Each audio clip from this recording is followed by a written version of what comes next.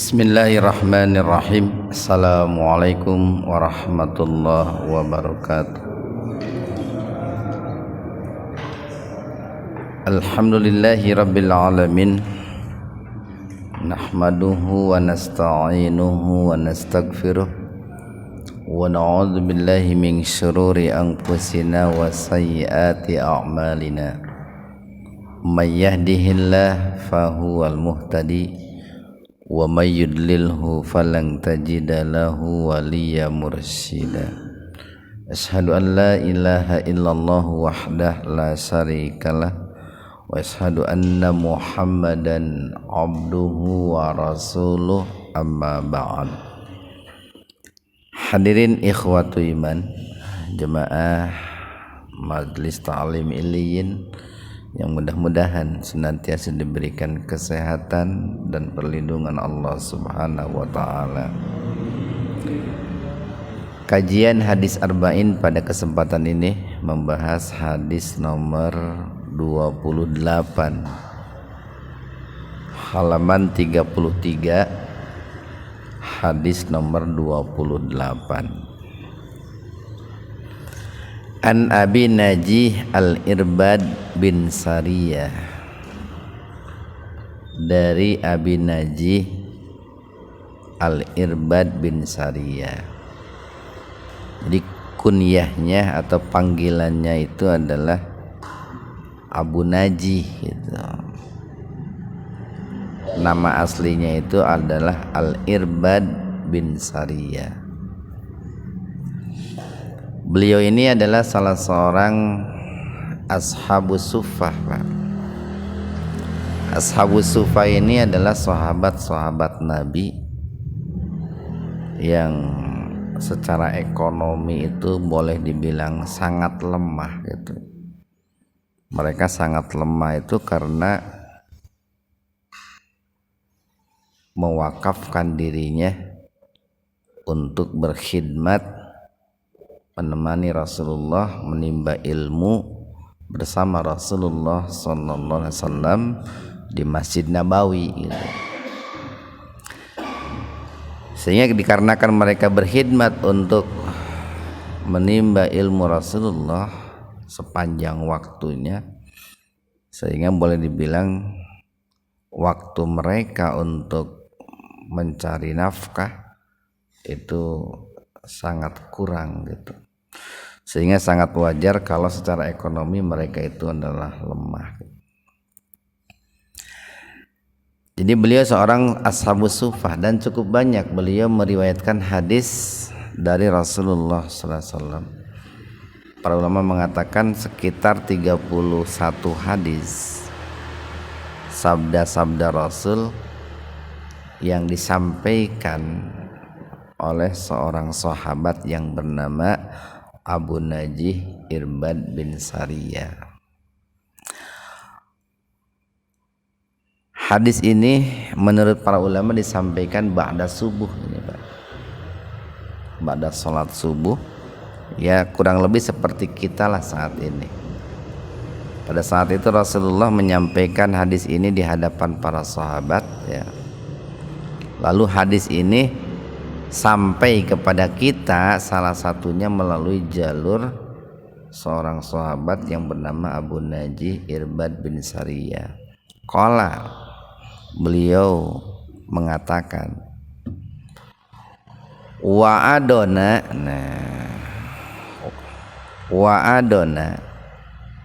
telah mewasiatkan atau telah menasehatkan. Wa adona itu mau'idoh, Pak. Mau'idoh itu nasihat. Dia telah menasehatkan kepada kami. Siapa? Rasulullah sallallahu alaihi wasallam, yaitu Rasulullah sallallahu alaihi wasallam. Nasihat itu artinya memberikan saran, Pak.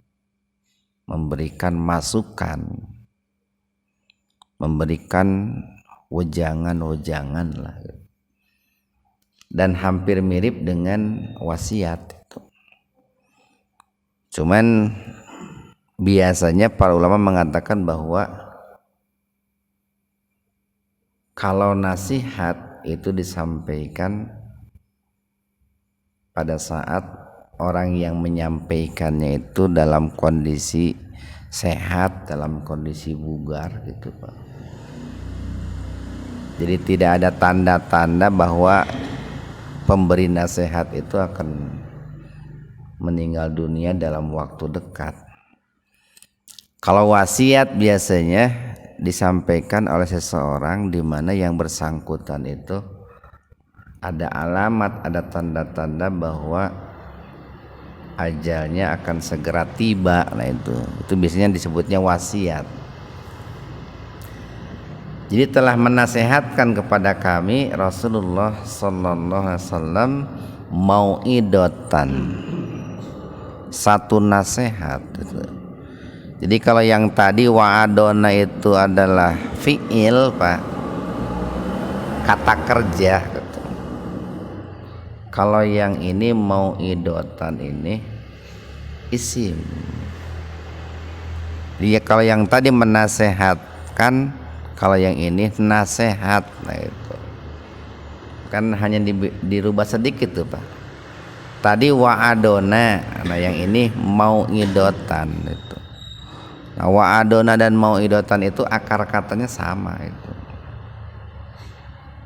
Jadi telah mewasiatkan kepada kami, telah menasehatkan kepada kami Rasulullah sallallahu alaihi wasallam satu nasihat. Wajilat, yang membikin bergetar gitu. Minha, dengan nasihat itu, al-qulub, hati gitu. Jadi yang dengan nasihat tersebut hati kami ini menjadi bergetar gitu. Nah kenapa kok bisa bergetar? Biasanya nasihat itu akan menggetarkan hati. Pertama nih, kalau yang menyampaikan nasihatnya itu diiringi dengan keikhlasan Pak, ketulusan. Beda apa nanti efeknya terhadap hati seseorang. Nasihat yang disampaikan dengan tulus, ikhlas, dengan nasihat yang disampaikan dengan tidak ikhlas. Sulit untuk diteliti tapi faktanya banyak gitu Pak. Faktanya banyak. Banyak nasihat tapi tidak berbekas. Tapi ada juga nasihat-nasihat yang kemudian berbekas. Jadi pertama dari faktor subjek nih, siapa pemberi nasihat itu? Maka disinilah pemberi nasihat itu penting menjaga kualitas keilmuannya, penting menjaga kualitas kesolihannya, keimanannya penting. Sebab keilmuan dan kesolehan seorang pemberi nasihat itu punya pengaruh besar terhadap objek nasihat nanti. Yang kedua, hati itu bisa bergetar jika yang menerima nasihat itu ya memiliki keimanan juga Pak. Salah satunya adalah memiliki rasa takut kepada Allah Subhanahu wa ta'ala. Jadi kalau yang diberikan nasihat itu rasa takutnya kepada Allah baik, bagus, maka nasihat yang disampaikan atau yang sampai kepada hatinya itu ya akan menjadikan hatinya itu bergetar. Beda kalau orang itu rasa takut kepada Allahnya itu tidak ada atau minim, atau katakanlah hatinya itu keras Pak. Kalau hati seseorang itu keras, sehebat apapun nasihat sulit untuk menembus hatinya itu. Jadi dua faktor ya, faktor pemberi nasihat dengan faktor penerima nasihat itu dua-duanya penting untuk menjadikan nasihat itu berbekas gitu Pak. Wadzarofat dan menjadikan bercucuran itu minha dengan nasihat tersebut al-uyun, ain itu mata gitu. Maksudnya al-uyun itu air mata.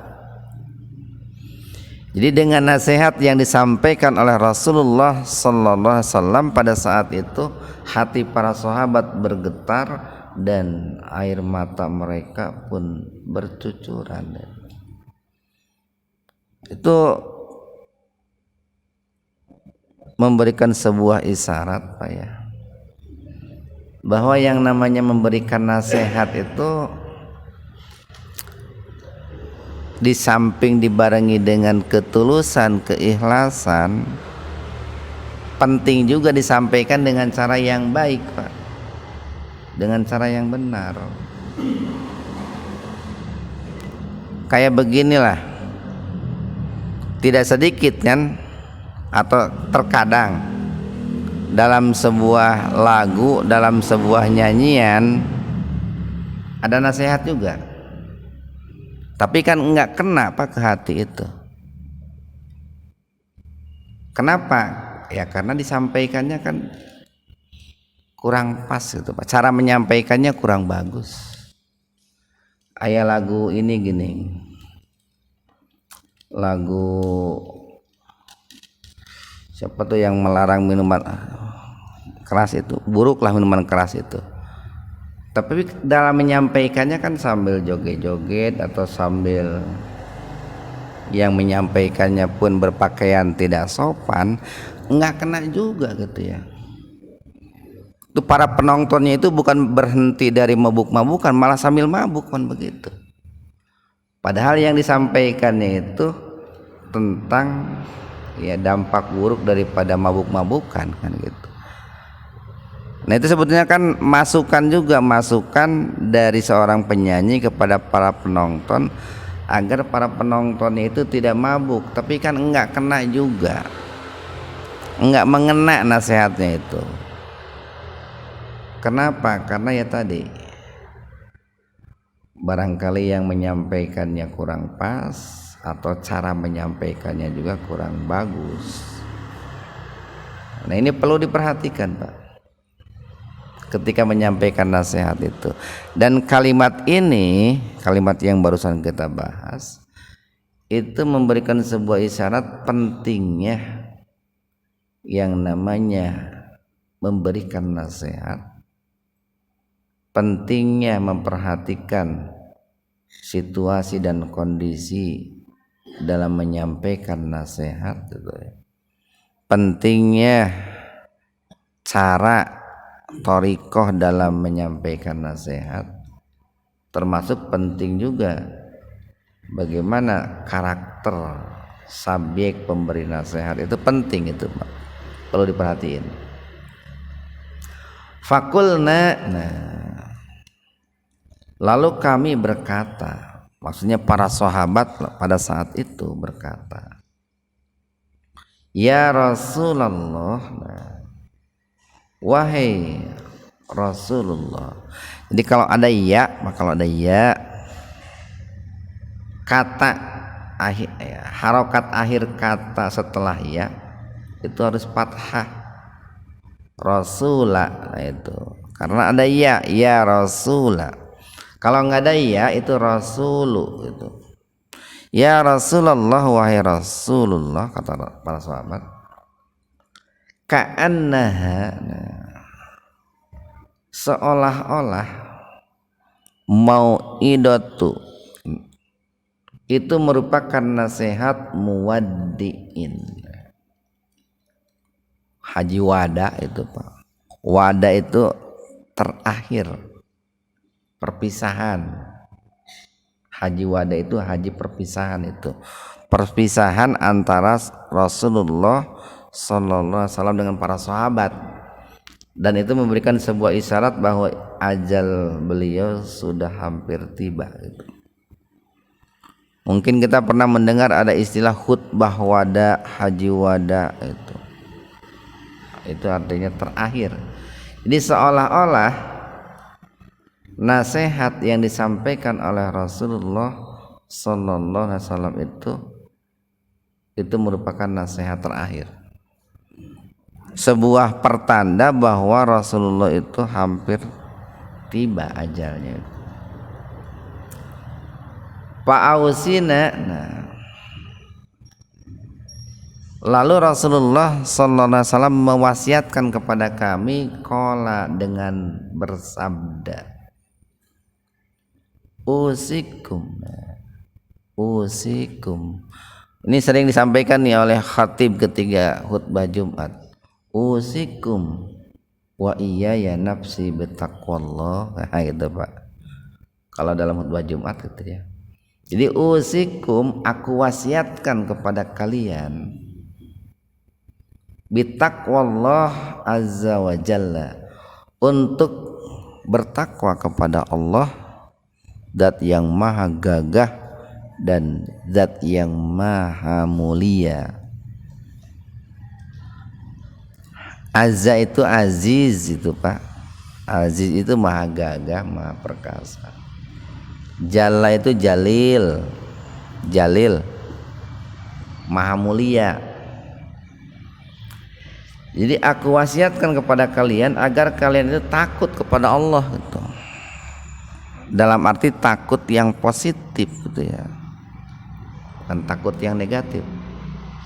Aku wasiatkan kepada kalian agar kalian itu senantiasa imtisalu awamirillah wajtinabun nawahi, senantiasa melaksanakan perintah-perintah Allah dan menjauhi larangan-larangan Allah. Itu takwa itu kan. Atau definisi lain yang disebut dengan takwa itu, aku wasiatkan kepada kalian agar kalian itu senantiasa hati-hati. Hati-hati dalam berpikir, hati-hati dalam berkata, hati-hati dalam mengambil keputusan, hati-hati dalam bertindak gitu. Karena orang yang bertakwa itu orang yang selalu hati-hati Pak. Rasul menggambarkan bagaikan orang yang berjalan di jalan banyak durinya, sehingga dia melangkahkan kakinya itu hati-hati karena takut tertusuk duri gitu. Atau kalau menurut Ali bin Abi Thalib yang disebut dengan takwa itu pertama nih, al khaufu bil jalil itu Pak. Takut kepada Allah yang maha mulia. Dan ini modal awal untuk menjadi orang baik Pak. Modal awal untuk menjadi orang baik itu takut kepada Allah. Kalau orang sudah tidak takut kepada Allah, susah jadi orang baik. Kalau para hakim, para polisi, para tentara, presiden, gubernur, bupati termasuk kita takut kepada Allah, insya Allah potensi baiknya besar itu. Kemudian yang kedua, kata Ali bin Abi Thalib, yang disebut dengan takwa itu adalah wal amalu bitanzil, beramal sesuai dengan apa yang Allah turunkan, Al-Quran dan As-Sunnah. Yang ketiga yang disebut dengan takwa itu adalah wal qanaatu bil qalil, merasa cukup dengan pemberian dari Allah sekalipun lebih sedikit dari yang Allah berikan kepada orang lain. Saeutik mahi loba nyesa cekolot baheula kitu tah. Sebetulnya tidak ada yang sedikit pemberian Allah itu.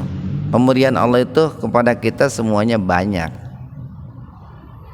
Disebut sedikit itu karena kita melihat orang lain yang lebih banyak. Coba kalau kita melihat orang lain yang lebih sedikit, pasti kita lebih banyak. Atau orang mengatakan sedikit karena dia kurang bersyukur kepada Allah. Kalau seandainya bersyukur, sebetulnya pemberian Allah itu sangat banyak. Jadi yang ketiga, merasa cukup dengan pemberian Allah walaupun bila dibanding dengan orang lain lebih sedikit. Dan yang keempat yang disebut orang bertakwa itu adalah wal istidadu liyaumir rahil, dia mempersiapkan diri untuk menghadapi hari kiamat. Itu ciri orang bertakwa. Jadi kalau ada orang begini, saya ini orang bertakwa gitu, tapi tidak takut kepada Allah, tidak berusaha beramal sesuai dengan Al-Quran dan As-Sunnah, tidak merasa cukup dengan pemberian dari Allah, dan tidak mempersiapkan diri untuk menghadapi hari kiamat, ya boleh dikatakan pengakuan takwanya itu palsu lah, PHP cek bener. Itu wasiat yang pertama, Pak. Dan ini merupakan wasiat yang paling utama, Pak. Jadi wasiat ketakwaan itu merupakan wasiat yang sangat utama, yang sangat besar, yang sangat penting. Tentu nih disampaikannya silahkan dengan bahasa kita gitu, Pak. Pamannya nih seorang suami mau berwasiat kepada istrinya, silahkan saja dengan narasinya sendiri, redaksinya sendiri. Yang penting bernilai ketakwaan gitu. Atau kepada seorang atasan kepada bawahannya silahkan. Kemudian isi wasiat yang kedua nih, wasam'i wat ta'ah. Kalian harus senantiasa mendengar dan mentaati. Nah, jadi kata wasiatnya ngikuti ke yang awal, Pak. Usikum bisam'i wat ta'ah gitu. Dan aku wasiatkan kepada kalian untuk mendengar dan taat. Wa in, sekalipun ta'ammara memerintahkan alaikum kepada kalian abdun, seorang budak. Nah ini kalimat ini Pak mengisyaratkan satu, pentingnya dalam hidup itu ada yang namanya ulil amri. Sekali lagi, pentingnya dalam hidup itu yang namanya ulil amri. Siapa ulil amri itu? Nah kan gitu. Ulil amri itu secara mendasar nih Pak, ciri ulil amri itu, masih ingat Pak? Himayatuddin biddin wa himayatud dunya biddin. Nah itu ulil amri, Pak. Orang yang menjaga agama dengan agama, dan orang yang menjaga dunia dengan agama, itulah ulil amri. Atau semestinya yang namanya ulil amri itu satu menjaga agama, dua menjaga dunia dengan agama dua-duanya. Agama dijaga dengan agama, dunia dijaga dengan agama. Mestinya ulil amri begitu. Nah sosoknya ulil amri itu dua, satu ulama, dua umaro gitu Pak. Satu ulama, dua umaro. Kalau dulu di zaman Rasulullah, kedua-duanya itu ada pada pribadi Rasulullah gitu Pak. Rasulullah itu di satu sisi sebagai ulama, di sisi lain sebagai umaro. Beliau seorang konseptor sekaligus seorang praktisi. Dulu Rasulullah begitu. Karena orangnya kan sangat hebat, Pak. Namun kesini-sininya kemampuan orang itu kan menurun. Kualitas orang itu menurun. Ada orang yang secara konsep bagus, tapi secara praktek kurang bagus. Ada orang yang secara praktek bagus, tapi konsep tidak bagus. Sehingga terpisah, ada orang yang posisinya sebagai ulama, ada yang posisinya sebagai umaro. Nah mestinya kedua-duanya itu berbarengan Pak, mestinya begitu, sauyunan gitu antara ulama dan umaro itu. Nah mana yang lebih dulu? Yang lebih dulu itu mestinya ulama dulu, mestinya Pak ya, kalau mau jujur gitu. Kenapa? Ulama itu kan konseptor ya, baru setelah itu umaro. Jadi apa yang dijalankan oleh umaro itu merupakan konsep-konsep, teori-teori, gagasan-gagasan, ide-ide yang telah dirumuskan oleh para ulama, dipraktekkanlah oleh umaro, mestinya begitu. Nah tapi belakangan ini belakangan di mana-mana seringkali ulama itu dikendalikan oleh umaro, diatur oleh umaro. Dulu awal-awal dulu di zaman Khulafaur Rasyidin, Abu Bakar, Umar, Utsman, Ali itu kalau ada persoalan-persoalan itu nanya dulu kepada yang ahli,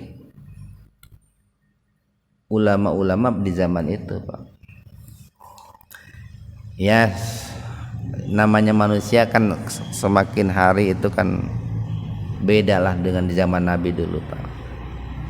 Cuman idealnya mestinya seperti itu. Jadi yang pertama pentingnya yang namanya dalam hidup ini ada yang namanya ulil amri. Kemudian yang kedua, tentu yang disebut dengan ulil amri itu Pak dikaitkan tuh. Kalau ngomong ulil amri itu dikaitkan dengan ayat Al-Quran, ulil amri minkum gitu Pak. Atiullah wa atiur rasul wa ulil amri minkum, nah gitu Pak. Kalian wajib taat kepada Allah, 1, 2 kepada Rasulullah, 3 kepada ulil amri dari kalangan kalian. Maksudnya ulil amri minkum itu ulil amri minal muslimin atau minal mu'minin, dari kalangan orang-orang beriman. Nah kalau ada ulil amri dari kalangan orang beriman Pak, baik itu ulama ataupun umaro, sekalipun dia itu seorang budak, seorang hamba sahaya, itu wajib didengar dan wajib ditaati gitu Pak. Kalau dia seorang ulil amri dari kalangan orang beriman. Walaupun tentu ini kan sebuah ilustrasi saja Pak. Karena sebenarnya seorang hamba, seorang budak tidak bisa menjadi seorang khalifah, tidak bisa.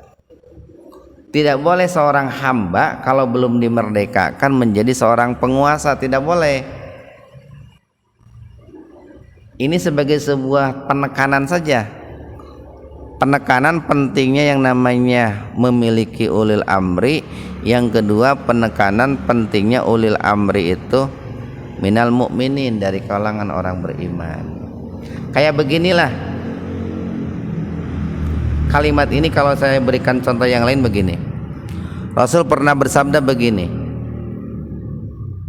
barang siapa yang membangun masjid sekalipun sebesar sangkar burung, nah itu Pak, maka akan Allah bangunkan rumah di surga. Kan tidak mungkin masjid segede sangkar burung gitu Pak, gitu tak? Maka di sini pun diwajibkan untuk mentaati seorang ulil amri dari kalangan orang beriman, sekalipun seorang hamba sahaya. Walaupun yang namanya hamba sahaya tidak mungkin kalau belum merdeka dia menjadi seorang pemimpin. Kita lanjutkan nih. Itu wasiat yang kedua Pak. Kemudian wasiat yang ketiga, fa innahu, maka barang siapa man yang ia hidup minkum di antara kalian. Maksudnya begini, barang siapa yang hidup di kemudian hari di antara kalian. Ini ciri seorang nabi nih Pak. Ciri seorang nabi itu bisa meramal tentang bagaimana kehidupan yang akan datang. Tapi ramalan di sini adalah ramalan berdasarkan tuntunan wahyu, berdasarkan ilmu, bukan ramalan berdasarkan magis. Lamun ramalan berdasarkan magic itu dukun itu.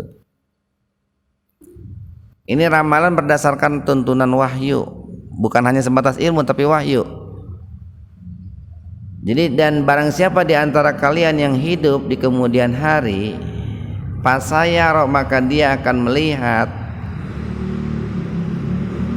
Dari mana kita tahu bahwa kalimat ini maksudnya di kemudian hari? Ada sin nih Pak nih.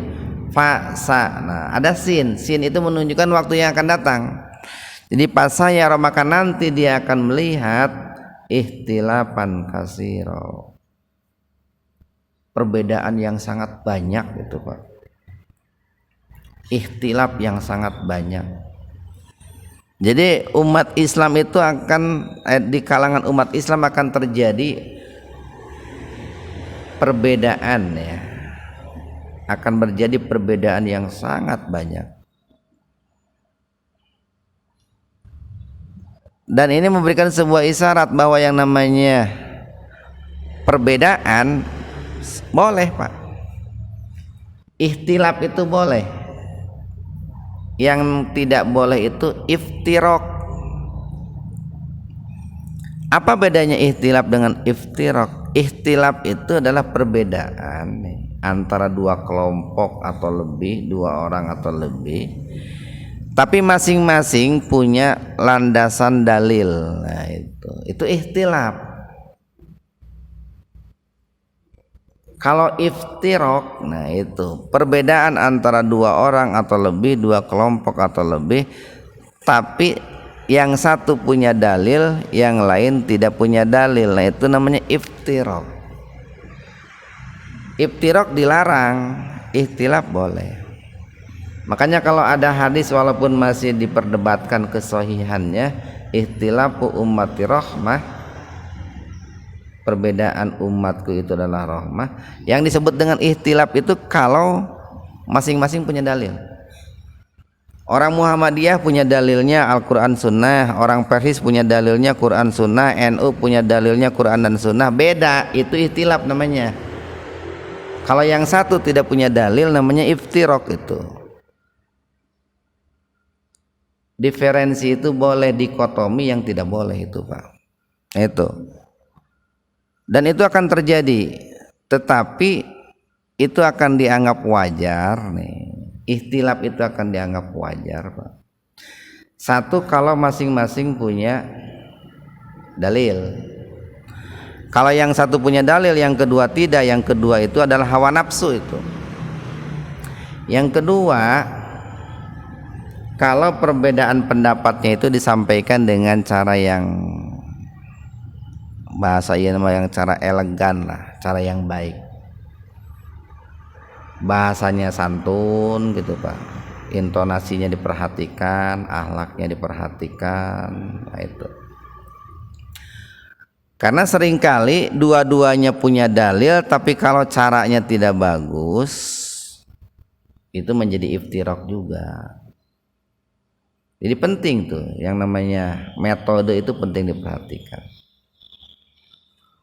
Nah, lalu ada nasihat nih dari Rasulullah nih, ketika terjadi ikhtilaf itu, fa'alaikum, maka hendaklah kalian atau kalian harus bisunnati, mengikuti sunnahku, wa sunnatil khulafa'ir rasyidin al-mahdiyyin, dan mengikuti sunnah khulafa'ur rasyidin al-mahdiyyin, mereka orang-orang yang mendapatkan hidayah. Secara mendasar khulafa'ur rasyidin itu 4 Pak. 1 Abu Bakar As-Siddiq gitu ya. Di belakang itu banyak Pak ulama-ulama itu. 2 Umar bin Khattab, 3 Utsman bin Affan, 4 Ali bin Abi Thalib kan.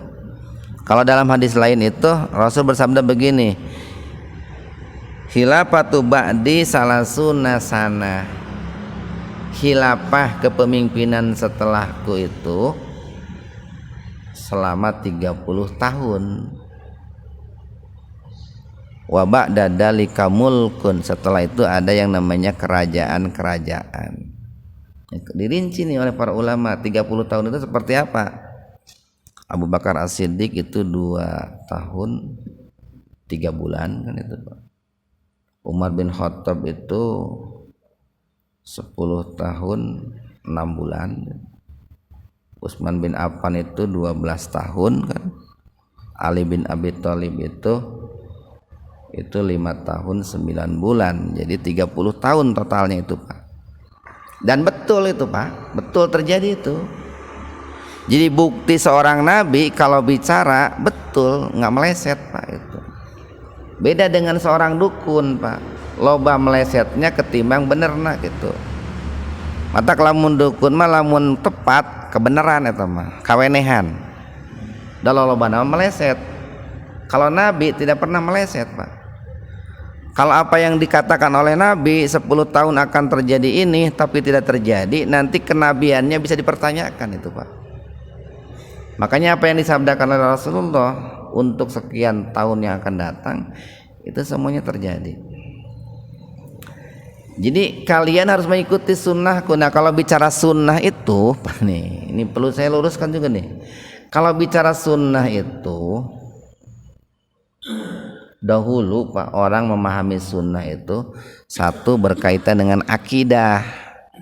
Akidah kita itu harus sesuai dengan sunnah Nabi. Yang kedua, sunnah itu berkaitan dengan ibadah. Ibadah kita harus sesuai dengan sunnah Nabi. Yang ketiga berkaitan dengan akhlak. Akhlak kita harus sesuai dengan sunnah Nabi. Kesini-sininya karena tadi kualitas pemahaman orang itu menurun, paling tidak nih Pak, yang disebut dengan sunnah sesuai sunnah Nabi itu yang paling tidak diperhatikan itu dalam hal akidah Pak. Minimal di situ, minimal. Idealnya yang tadi akidah, ibadah, akhlak sesuai sunnah Nabi. Cuman belakangan ini banyak orang yang memahami yang disebut dengan mengikuti sunnah itu dalam hal ibadah, dalam akidahnya diabaikan. Dalam hal ibadah ya, akidahnya diabaikan, sehingga banyak orang yang mati-matian ibadahnya sesuai sunnah Nabi, tapi akidahnya mengikuti akidah Nabi. Lebih kesininya lagi banyak orang yang mengikuti sunnah itu dalam hal akhlak. Akhlaknya mati-matian sesuai sunnah Nabi, tapi ibadahnya tidak sesuai sunnah, akidahnya tidak sesuai sunnah. Jadi kalau dirunut begini, mestinya sesuai sunnah itu dalam tiga-tiganya, idealnya begitu. Akidahnya, ibadahnya, akhlaknya. Tapi minim-minimnya yang paling pokok akidah itu sebetulnya. Tapi kita harus berusaha lah Pak, berusaha akidah sesuai sunnah Nabi, ibadah sesuai sunnah Nabi, akhlak pun sesuai dengan sunnah Nabi. Kan kalau diibaratkan begini nih, akidah itu kan pondasi akar itu, ibadah itu kan batang, tiang gitu, akhlak itu kan atap, buah. Mestinya kan pondasi dulu yang diutamakan. Tapi tentu ya jangan berhenti sampai pondasi. Yang namanya atap pun perlu diperhatikan. Karena nanti kan atap itu yang akan membawa penampilan menarik Pak. Tidak hanya memperhatikan akar, tapi daun dan buah pun harus diperhatikan. Jadi dalam hidup nih, coba kita ini mencoba untuk mengoreksi diri. Sudah sejauh mana akidah kita sesuai dengan sunnah Nabi? Sudah sejauh mana ibadah kita sesuai dengan sunnah Nabi?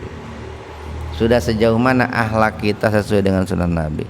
Akhlak kita dalam mendidik keluarga gitu Pak. Akhlak kita dalam bertetangga. Akhlak kita kepada orang tua. Akhlak kita ketika berbisnis gitu.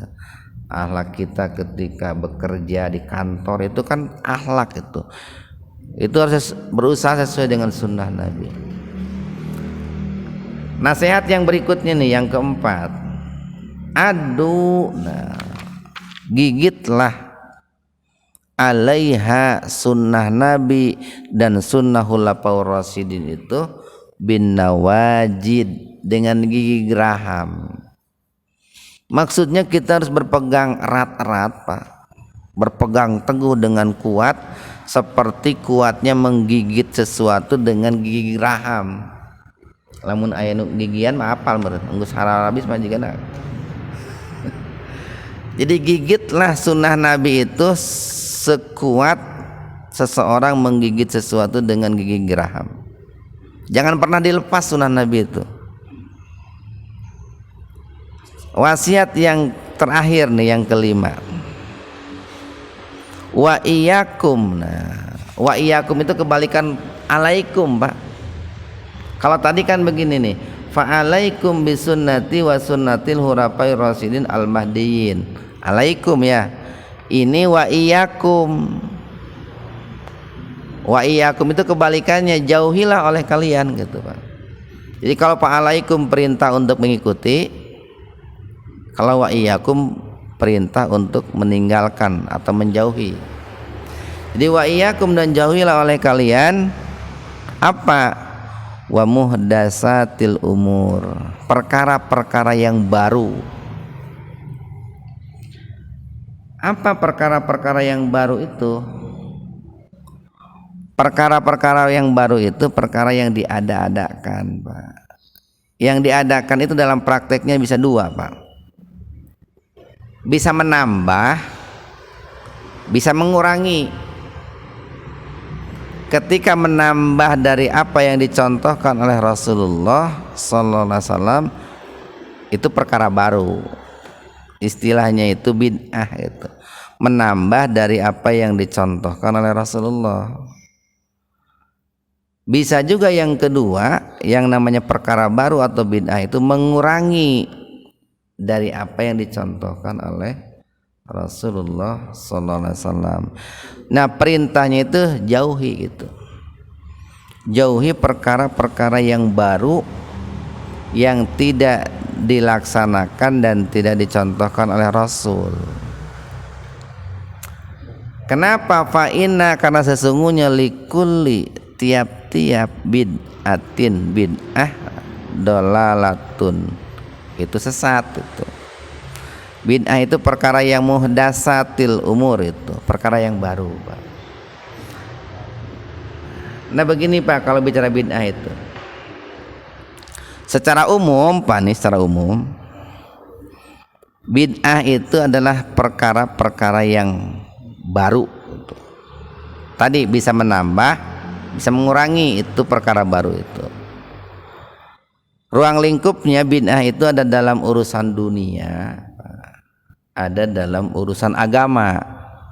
Ini secara umum Pak nih, ada bid'ah dalam urusan dunia, ada bid'ah dalam urusan agama. Kalau bid'ah dalam urusan agama itu haram Pak, haram. Tidak boleh kita menambah dan tidak boleh kita mengurangi dalam urusan agama, kecuali harus mengikuti Rasulullah sallallahu alaihi wasallam. Tapi kalau dalam urusan dunia ada bid'ah wajib, ada bid'ah haram, ada bid'ah sunnah, ada bid'ah makruh, ada bid'ah mubah. Itu kalau dalam urusan dunia. Jangan salah paham nih, jangan salah memahami. Kalau dalam urusan agama, bid'ah itu haram, dolalah, sesat. Tapi kalau dalam urusan dunia bisa wajib, bisa haram, bisa makruh, bisa mubah, bisa sunnah. Contoh nih,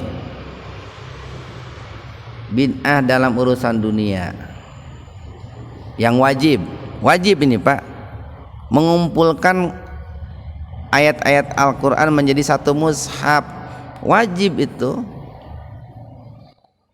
Ayat Al-Qurannya Pak, ayat Al-Qurannya urusan agama nih, bedain Pak nih. Ayat Al-Qurannya urusan agama, tapi mengumpulkan ayat Al-Quran, membukukan, Pak. Kan tadinya Al-Quran itu kan berserakan itu, ada di kulit ada binatang, ada di pohon, ada di batu, lalu dikumpulkan, ditulis dalam satu mushaf, namanya Mushaf Utsmani, sehingga sampai kepada kita. Itu urusan dunia, itu wajib itu. Kenapa? Karena kalau Al-Quran enggak dibukukan, enggak sampai kepada kita hari ini. Kemudian lamun hayang ayat baca Al-Quran teh kudu ini ke Mekah neangan benerna kulit binatang mana gitu, Al-Baqarah gitu ya, Ali Imran dina palapah kurma, kan capek lamun gitu, Pak. Dibukukanlah di masa Khalifah Utsman itu wajib, itu bid'ah wajib, urusnya dunia itu. Tapi lamun nambah suratnya Qul huwallahu ahad, tambahannya satu ayat, itu bid'ah, itu haram itu. Yang kedua itu bid'ah wajib, Pak, yang membukukan Al-Quran. Contohnya lah, yang kedua ada bid'ah, itu bid'ah yang haram dalam urusan dunia gitu ya, Pak ya. Ya banyaklah bid'ah yang haram dalam urusan dunia itu, Pak. Umpamanya sesuatu yang bisa merusak hal-hal yang sifatnya duniawi, yaitu haram. Atau bisa juga bid'ah itu dalam urusan dunia yang sunnah, Pak. Dulu kan di zaman Nabi nggak ada pesantren itu, Pak. Sugan ayah bangunan pesantren gitu ya, nggak ada kan. Kayak begini kita lagi bangun pesantren. Di zaman Nabi ayah tuh pesantren tuh, Pak, nggak ada. Nah, membangun pesantren itu, pesantrennya itu kan urusan dunia, Pak. Itu dipersilahkan. Ada juga bid'ah itu yang mubah itu, Pak. Cuman tadi kata kuncinya itu, kalau dalam urusan agama, catatan nih, dalam urusan agama bid'ah itu dilarang, haram, dolalah. Kalau dalam urusan dunia ada yang wajib, ada yang haram, ada yang sunnah, ada yang makruh, ada yang mubah. Kayak ini nih, adzan itu, adzan, lafadz adzan, urusan agama nggak bisa ditambah, nggak dikurangi. Tapi adzan itu pakai speaker atau tidak, itu urusan dunia. Silahkan saja itu, Pak. Kalau bagusnya pakai speaker gitu, Pak. Kalau bagusnya tidak pakai speaker, ya tidak pakai speaker gitu. Itu kan urusan dunianya itu, Pak. Speakernya mau yang harga 10 juta, 20 juta, itu kan urusan dunia. Tapi lafadz adzannya nggak boleh ditambah, itu urusan agama itu, Pak. Nah, seringkali orang nggak bisa membedakan. Dalam adzan itu ada urusan agamanya, ada urusan dunianya. Lafadz adzannya urusan agama, tuh bisa ayana tashayyala sholah ya, apa? Habis ashadu anna Muhammadar Rasulullah, tambahnya dia ashadu anna aliyan waliyullah, nggak bisa itu, karena urusan agama. Tapi adzannya itu mau pakai speaker atau tidak, itu urusan dunia. Haji itu urusan agama, nggak boleh dalam ibadah haji itu ditambah dikurangi. Tapi orang berangkat hajinya mau pakai pesawat silahkan, mau pakai perahu silahkan, mau jalan kaki silahkan, itu urusan dunianya di situ. Nah, seringkali orang itu mencampur adukan mana urusan agamanya, mana urusan dunianya. Nah, mudah-mudahan ada manfaat untuk kita semua. Subhanakallahumma bihamdika asyhadu an la ilaha illa anta astaghfiruka wa atubu ilaik. Assalamualaikum warahmatullahi wabarakatuh.